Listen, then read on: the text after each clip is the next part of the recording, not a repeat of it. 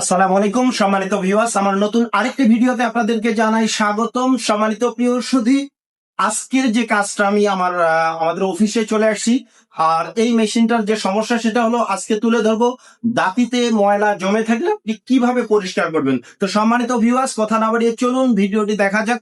অবশ্যই আমার ভিডিওটি ভালো লেগে থাকলে লাইক কমেন্ট শেয়ার করবেন, আমার ইউটিউব চ্যানেলটাকে সাবস্ক্রাইব করে দিবেন। সম্মানিত প্রিয় সুধী, চলুন তাহলে আমরা দেখি। এইখানে দেখতে পাচ্ছেন প্লেট লাগানো আছে, আর ভিতরে দাঁতিতে অনেক ময়লা লাগানো আছে।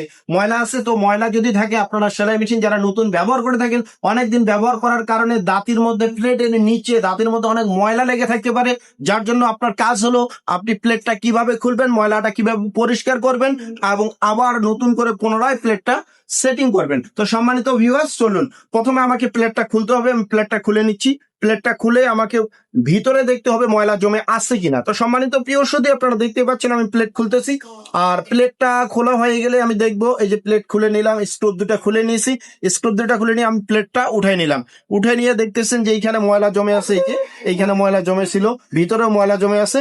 এই ময়লা জমে থাকলে সমস্যা কি কি হয়? সমস্যা হচ্ছে দাঁতির মধ্যে যদি ময়লা থেকে থাকে তাহলে কাপড় টানবে না, প্লেট ক্ষয় যাবে, এবং আপনি যখন মেশিনটা চালাবেন তখন প্রচুর জাম অনুভব করবেন, শক্তি বেশি লাগবে। তো সম্মানিত ভিউয়ার্স, প্লেটটা সুন্দর করে খুলে এইভাবে একটু তেল নিয়ে এটা সুন্দর করে পরিষ্কার করে দিবেন। এই যে সুন্দর করে পরিষ্কার করে দিবেন। দাঁতিটা আপনি কখনো খুলবেন না। আপনি নিজে থেকে যখন আপনি ময়লা পরিষ্কার করবেন, জাস্ট শুধু ময়লাটাই পরিষ্কার করবেন, দাঁতি খুলবেন না। দাঁতি খুললে আঁকা বাঁকা হয়ে যেতে পারে, প্লেটের সাইডে লাগতে পারে। যার জন্য এইখানে সুন্দর করে এটা পরিষ্কার করে এইভাবে পরিষ্কার করে নিব আমি।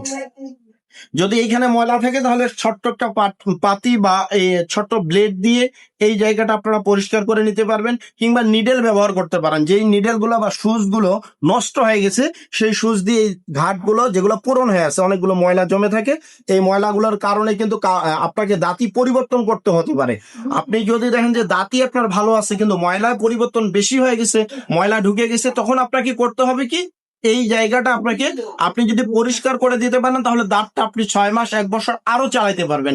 আর যদি আপনি পরিবর্তন করতে চান তাহলে আপনার টাকা পয়সা যাবে। তো সম্মানিত ভিউয়ার্স, এইভাবে পরিষ্কার করে নিব। পরিষ্কার করে নেওয়া হয়ে গেলে আবার সুন্দরভাবে প্লেটটাকে এইভাবে ধরে প্লেটটা সুন্দরভাবে এইখানে পরিষ্কার করে নিব। পরিষ্কার করে নেওয়ার পরে ঠিক এইভাবে বসিয়ে দিব। আবার সাবধানতা অবলম্বন করতে হবে, প্লেটটা যেন বেঁকে না যায় বা বাঁকা হয়ে না যায়। যদি বেঁকে যায় তাহলে কিন্তু আপনার দাঁতিতে ঘষা খাবে, শক্তি বেশি খাবে, মেশিন চালাতে গিয়ে মেশিন জাম জাম অনুভব হবে, আপনার পায়ে ব্যথা করতে পারে। এইভাবে লাগানোর পরে আপনারা স্ক্রু দিয়ে টাইট দিয়ে দিবেন, সঠিক মাত্রায় সঠিক মাত্রায় দিয়ে দিবেন এইভাবে।